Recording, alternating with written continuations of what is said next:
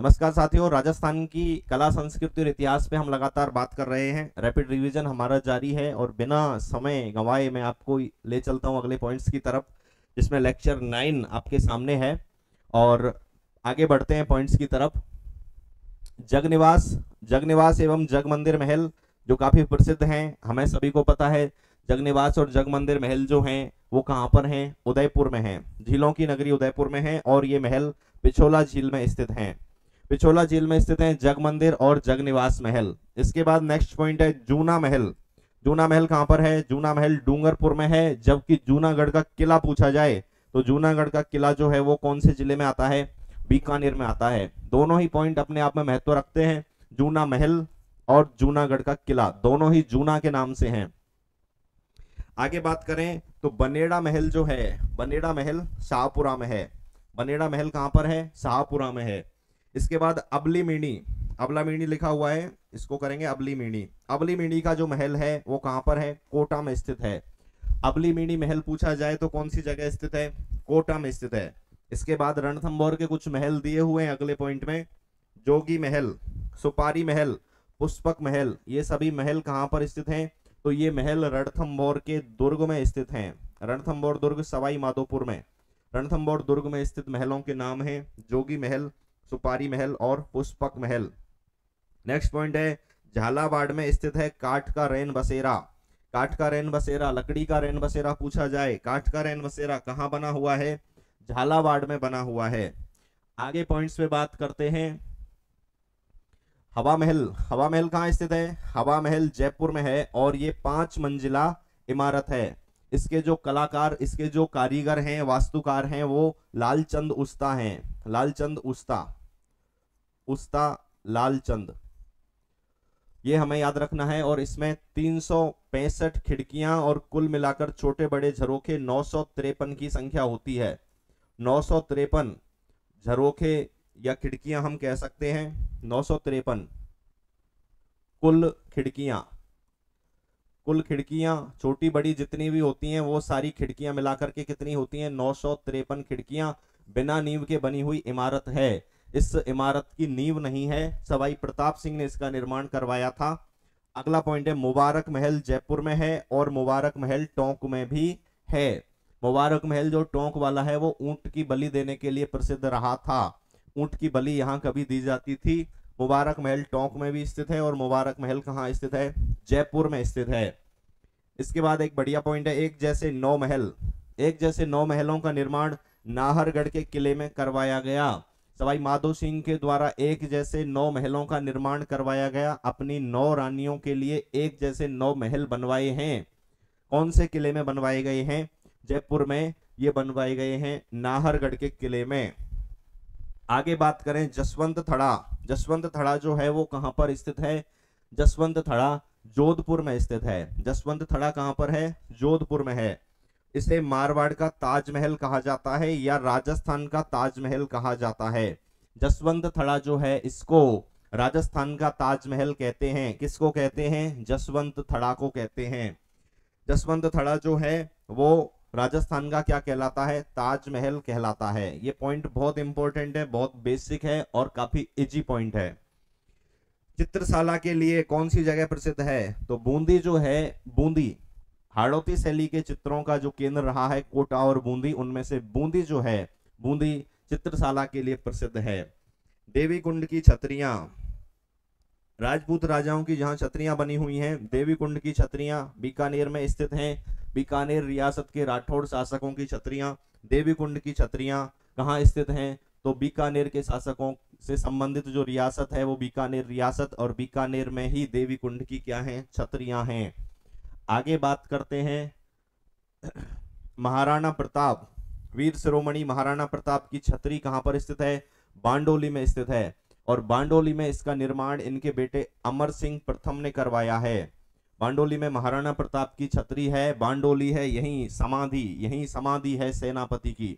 ये वीर सेनापति, वीर सेना नायक, वीर हिंदुआ सूरज और हिंदुस्तान के सूरज, राजस्थान के सूरज कहलाते हैं, धरती के सूरज कहलाते हैं महाराणा प्रताप। और महाराणा प्रताप की जो छतरी बनी हुई है वो कहां बनी हुई है? बांडोली में बनी हुई है। बड़ा बाग की छतरी, बड़ा बाग की छतरी कहाँ पर है? जैसलमेर में है। बड़ा जिला है, क्षेत्रफल की दृष्टि से बड़ा जिला है, और यहीं बड़ा बाग की छतरियां हैं। बड़ा बड़ा दोनों चीजें याद रखना। बड़ा बाग बड़े जिले में है, बड़ा बाग छतरी जैसलमेर में है। क्षारबाग की छतरियां जो हैं वो कोटा में स्थित हैं। हाड़ा शासकों की छतरियां हैं, ये पॉइंट याद रखेंगे। क्षारबाग की छतरियां। दुर्गादास राठौड़ की छतरी, दुर्गादास राठौड़ की छतरी रामपुरा मध्य प्रदेश में स्थित है। मध्य प्रदेश में स्थित है दुर्गादास राठौड़ की छतरी।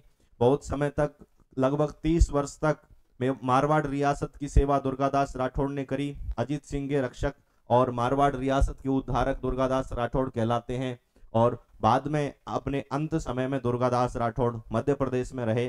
पूरे ऐतिहासिक वृत्तांत है दुर्गादास राठौड़ के बारे में। तो मध्य प्रदेश में इनकी छतरी बनी हुई है शिप्रा नदी के किनारे। नदी का नाम है शिप्रा नदी। शिप्रा नदी के किनारे दुर्गादास राठौड़ की क्या बनी हुई है? छतरी बनी हुई है। एक खंबे की छतरी सवाई माधोपुर में है। एक खंबे की छतरी पूछी जाए सवाई माधोपुर में। 80 खंभों की छतरी अलवर में है। और मूसी रानी की छतरी कही जाती है। ये कौन सी छतरी कहलाती है? मूसी महारानी की छतरी कहलाती है। कितने खंभों की छतरी है?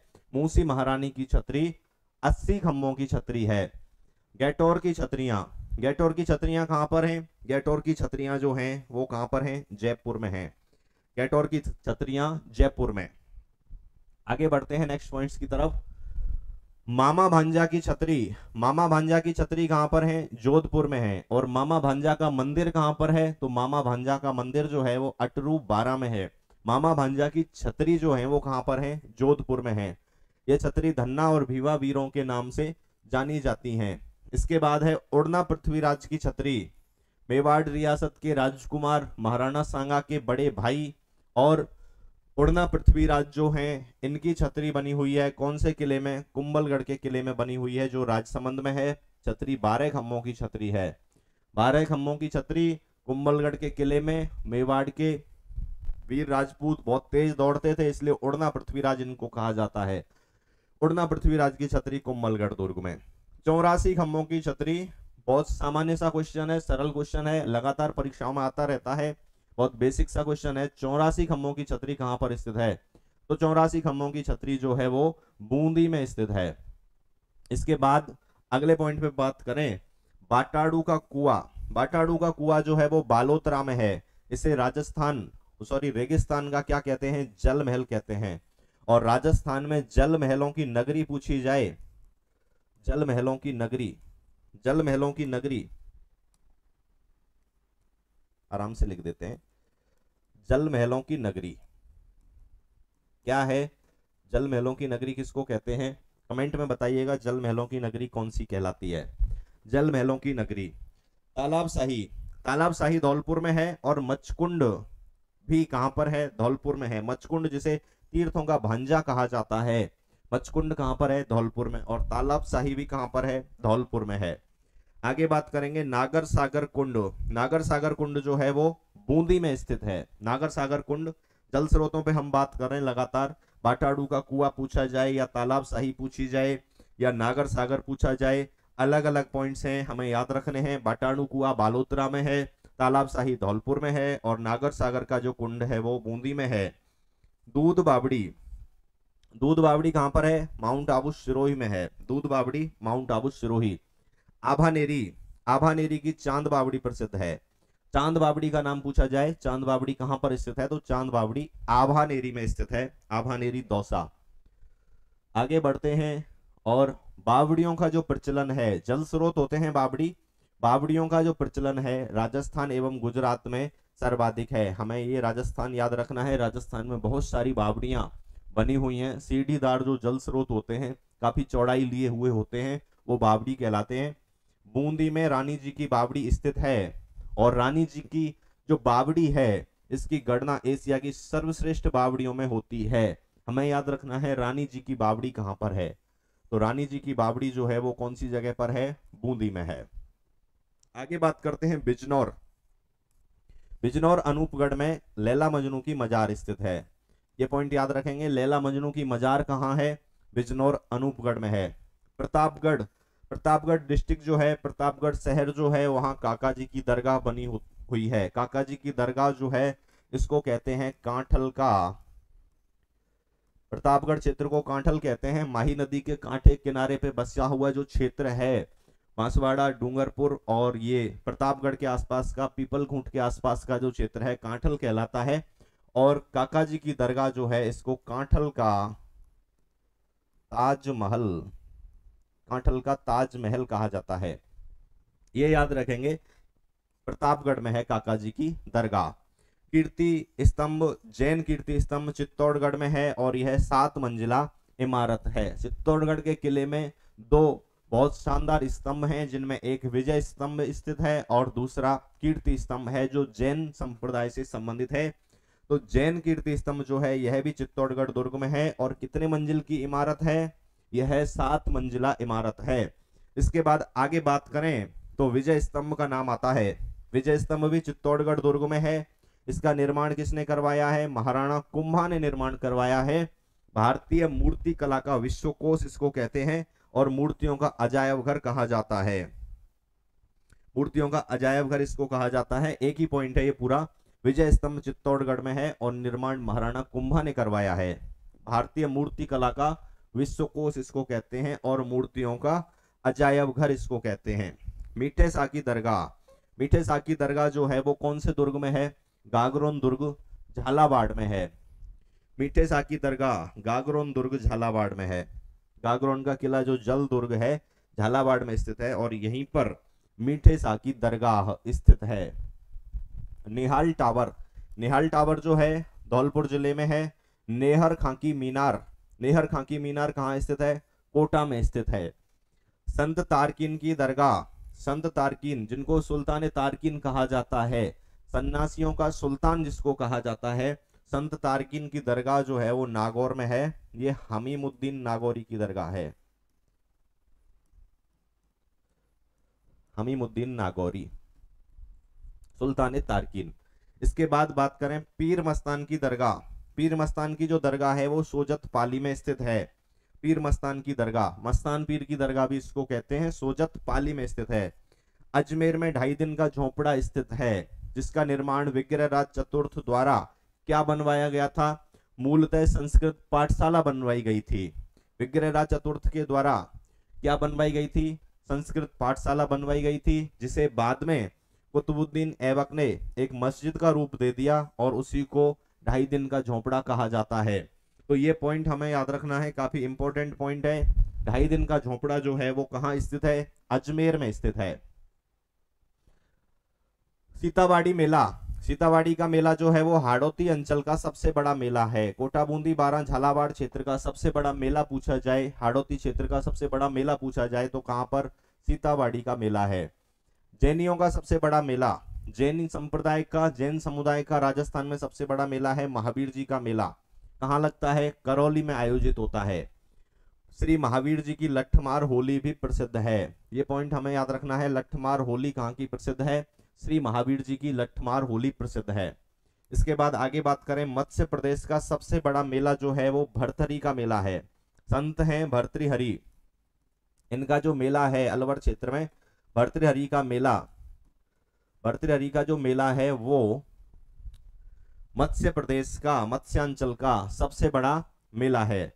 इसके बाद आगे बढ़ते हैं, सिख धर्म का सबसे बड़ा मेला साहिवा का मेला है जो चूरू में आयोजित होता है। ये पॉइंट भी याद रखना है। सिख संप्रदाय का, सिख धर्म का सबसे बड़ा मेला साहवा चूरू में लगता है। मेरवाड़ा, अजमेर क्षेत्र, मेरवाड़ा क्षेत्र, यहाँ का सबसे बड़ा मेला पूछा जाए तो पुष्कर का मेला है जो पुष्कर में आयोजित होता है। राजस्थान का सर्वाधिक रंगीन मेला है। नेक्स्ट पॉइंट में लिखा ही हुआ है ये बात, रंगीन मेला। राजस्थान का सबसे रंगीन मेला पुष्कर का मेला। मेरवाड़ा क्षेत्र का सबसे बड़ा मेला पूछा जाए तो पुष्कर का मेला है। आगे बढ़ें तो पुष्कर मेला जो है वो विदेशी पर्यटकों की दृष्टि से सबसे बड़ा मेला है। सर्वाधिक विदेशी पर्यटक जिस मेले को पसंद करते हैं, जिस मेले में आते हैं, वह पुष्कर का मेला है अजमेर का। सीता माता का मेला, सीता माता का मेला प्रतापगढ़ में आयोजित होता है। सीता माता अभ्यारण्य जहां है प्रतापगढ़ क्षेत्र में, वहां सीता माता का मेला आयोजित होता है। पशु मेलों में बात करें तो मल्लीनाथ पशु मेला कहाँ लगता है? तिलवाड़ा बाड़मेर में आयोजित होता है। बहुत इंपॉर्टेंट पॉइंट्स हम पढ़ रहे हैं, ऐसे पॉइंट्स जिनकी बहुत ज्यादा संभावना परीक्षा में आने की होती है, इसलिए लगातार और फास्ट रिवीजन के तौर पे हम इनको पढ़ रहे हैं। मल्लीनाथ पशु मेला तिलवाड़ा बाड़मेर में। गोमती सागर पशु मेला झालरापाटन में, झालावाड़ में आयोजित होता है। झालावाड़ जिले में जगह झालरापाटन, यहाँ कौन सा मेला? गोमती सागर पशु मेला आयोजित होता है। जसवंत पशु मेला, जसवंत पशु मेला भरतपुर में लगता है और ये दशहरे के अवसर पर लगता है। इसको दशहरा मेला भी कहा जाता है भरतपुर क्षेत्र में, दशहरा मेला। जबकि दशहरा मेला प्रसिद्ध जो है वो कोटा का दशहरा मेला प्रसिद्ध है, लेकिन जसवंत पशु मेला भरतपुर में लगता है, यह भी दशहरे मेले का ही रूप है। रामदेव पशु मेला मानासर नागौर में। रामदेव जी, लोक देवता रामदेव जी का जो मेला है वो रामदेवरा जैसलमेर में आयोजित होता है, लेकिन रामदेव जी का पशु मेला पूछा जाए, रामदेव पशु मेला, तो ये मानासर में आयोजित होता है, नागौर में। ये पॉइंट याद रखेंगे। ऊंटों की बिक्री की दृष्टि से राजस्थान का सबसे बड़ा मेला जो है वो कौन सा मेला है? पुष्कर मेला है। ऊंटों की बिक्री के लिए प्रसिद्ध मेला पुष्कर मेला। राज्य का सबसे प्राचीनतम पशु मेला पूछा जाए तो मल्लीनाथ जी के नाम पर है, जो तिलवाड़ा में आयोजित होता है। मल्लीनाथ पशु मेला राजस्थान का सबसे प्राचीनतम पशु मेला है। आगे बढ़ते हैं नेक्स्ट पॉइंट्स की तरफ। सर्वाधिक दिनों तक चलने वाला पशु मेला पूछा जाए तो सर्वाधिक दिनों तक चलने वाला पशु मेला है गोगामेडी पशु मेला। कहाँ आयोजित होता है? नोहर हनुमानगढ़ में आयोजित होता है। गोगाजी पशु मेला सर्वाधिक दिनों तक चलने वाला मेला है। चुंगी तीर्थ, चुंगी तीर्थ कहाँ स्थित है? जैसलमेर में। छोटा सा क्वेश्चन है, परीक्षा में आ जाता है। चुंगी तीर्थ कहाँ है? जैसलमेर में है। मिलान करने वाले क्वेश्चन जो आते हैं, सुमेलित करने वाले क्वेश्चन जो आते हैं, उनमें भी चुंगी तीर्थ को रख दिया जाता है। चुंगी तीर्थ जो है वो कहां पर स्थित है? जैसलमेर में। चनड़ी चेरी का मेला, ये मेला बीकानेर में आयोजित होता है। चनड़ी चेरी का मेला। गौतमेश्वर बाबा, जिनको भूरिया बाबा कहा जाता है, शिवगंज सिरोही में इनका मेला आयोजित होता है। गौतमेश्वर बाबा का मेला शिवगंज सिरोही में, ये इनका मेला लगता है। यहाँ पर गौतमेश्वर जो है, गौतमेश्वर बाबा कहां पर हैं? शिवगंज में है मेला, याद रखेंगे। इसके बाद गलियाकोट, दाऊदी बोहरा समाज का जो उर्स लगता है वो गलियाकोट में लगता है। गलियाकोट डूंगरपुर में स्थित है। गलियाकोट का उर्स, गलियाकोट दाऊदी बोहरा समाज का बड़ा केंद्र है। गलियाकोट का जो उर्स है बोहरा समाज में, दाऊदी बोहरा समाज का बड़ा केंद्र है। गलियाकोट का उर्स आयोजित होता है डूंगरपुर में। परशुराम महादेव का मेला कहाँ लगता है? देसूरी पाली में। परशुराम महादेव का मेला आयोजित होता है देसूरी पाली में। इसे राजस्थान का अमरनाथ कहा जाता है। ऐसा कहते हैं कि यहाँ शिवलिंग का निर्माण अपने आप होता है। तो ये परशुराम महादेव का जो मेला है देसूरी पाली में आयोजित होता है और ये राजस्थान का अमरनाथ कहलाता है। मुसलमान संप्रदाय का, मुस्लिम धर्म का सबसे बड़ा मेला पूछा जाए तो लगभग सभी को पता है, ख्वाजा साहब का जो उर्स है अजमेर में, वो मुस्लिम संप्रदाय का सबसे बड़ा मेला है। ख्वाजा मोइनुद्दीन चिश्ती की दरगाह में लगता है और रजब माह की 1 से 6 तारीख तक, कहीं कहीं आपको 1 से 8 तारीख तक भी लिखा हुआ मिल जाएगा। तो हमें याद रखना है कि रजब माह में ये आयोजित होता है 1 से 6 तारीख तक। वाद्य यंत्रों में बात करें तो सर्वाधिक तारों से बना वाद्य यंत्र कौन सा है? सारंगी है। और इसमें लगभग कितने तार होते हैं? 27 तार होते हैं। सारंगी वाद्य यंत्र सर्वाधिक तारों से बना वाद्य यंत्र है। रावण हत्था, जिसका क्वेश्चन सर्वाधिक परीक्षाओं में आता है, रावण हत्था आधे कटे नारियल पर बना 9 तारों से बना हुआ वाद्य यंत्र है। क्वेश्चन पूछा जाता है नारियल से बना हुआ वाद्य यंत्र कौन सा है? तो कटे हुए नारियल पर, आधे कटे नारियल पर बनाया जाता है रावण हत्था। देवनारायण जी के जो भोपे हैं फड़का वाचन करते हैं तो कौन सा वाद्य यंत्र बजाते हैं? जंतर वाद्य यंत्र बजाते हैं। देवनारायण जी के भोपे देवनारायण जी की फड़का वाचन करते समय, गुर्जर समुदाय के होते हैं ये भोपे। देवनारायण जी गुर्जर समुदाय के आराध्य देव हैं, तो देवनारायण जी के जो भोपे हैं वो फड़का वाचन करते समय जो बजाते हैं वो जंतर वाद्य यंत्र बजाते हैं। कमायचा के बारे में पॉइंट है, कमायचा एक ईरानी वाद्य यंत्र है। कैसा वाद्य यंत्र है? ईरानी वाद्य यंत्र है। जहूर खां मेवाती को भपंग का जादूगर कहा जाता है। याद रखेंगे, भपंग के जादूगर कहलाते हैं कौन? जहूर खां मेवाती, मेवात क्षेत्र के। अलगोजा राजस्थान का राज्य वाद्य यंत्र है। बहुत बार परीक्षा में आया हुआ क्वेश्चन, अलगोजा जो है राजस्थान का राज्य वाद्य यंत्र पूछा जाए तो क्या है? अलगोजा है। अलगोजा राजस्थान का राज्य वाद्य यंत्र है। जयपुर निवासी रामनाथ चौधरी अलगोजा वाद्य यंत्र के प्रमुख कलाकार हैं। रामनाथ चौधरी नाक से अलगोजा बजा देते हैं, ये पॉइंट याद रखना है। जयपुर निवासी रामनाथ चौधरी जो हैं वो अलगोजा के प्रमुख कलाकार हैं। सुशिर वाद्य यंत्र, ऐसे वाद्य यंत्र जो फूंक से बजाए जाते हैं। सर्वश्रेष्ठ रूप से सुशिर वाद्य यंत्रों में सुरीला वाद्य यंत्र कौन सा है? सहनाई है। चिलम के आकार का वाद्य यंत्र परीक्षाओं में पूछा गया तो क्या है? सहनाई है। सुशिर वाद्य यंत्रों में सर्वश्रेष्ठ और सुरीला वाद्य यंत्र पूछा जाए तो इसका आंसर भी क्या होता है? सहनाई होता है। रामकिशन सोलंकी को नगाड़े का जादूगर कहा जाता है। नगाड़े के जादूगर कहलाते हैं कौन है? रामकिशन सोलंकी। गोगाजी या जहार पीर के भक्तों का प्रमुख वाद्य यंत्र क्या है? डेरू है। और ये डेरू जो है वो डमरू का बड़ा रूप होता है, डमरू से थोड़ा बड़ा होता है डेरू, और ये गोगाजी के भक्तों का प्रमुख वाद्य यंत्र है। बम टामक लोकवाद्य में सबसे बड़ा वाद्य यंत्र है, इसे दमामा भी कहा जाता है। बम नृत्य के अवसर पर, बम गीतों के अवसर पर एक बहुत बड़ा नगाड़ा बीच में रखा रहता है जो भैंसे की खाल से मढ़ा होता है, इसको कहते हैं दमामा। इसका ही दूसरा नाम है टामक। पॉइंट याद रखना है हमें। लोक वाद्यों में सबसे बड़ा वाद्य यंत्र पूछा जाए तो दमामा उसका आंसर होता है।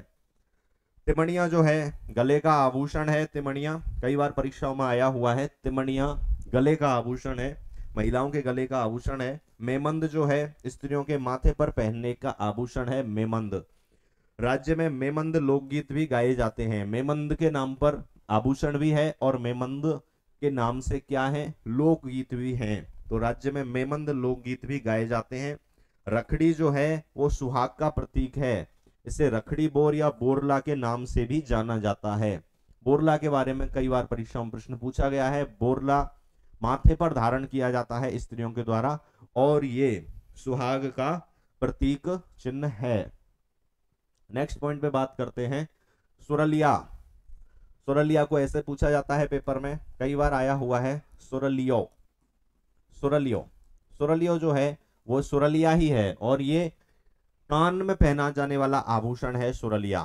ठीक है। इसके बाद चूप एवं रखन दांत के आभूषण है, ये दांत की सजावट के लिए काम में आते हैं, चूप एवं रखन। खुंगाली या हंसली गले में पहना जाता है, ये गले का आभूषण है, खुंगाली या हंसली। गोखरू जो है वो हाथ में पहना जाता है, ये पॉइंट याद रखना है। सटका जो है, सटका, सटका कमर में धारण किया जाता है, काफी इंपॉर्टेंट पॉइंट है।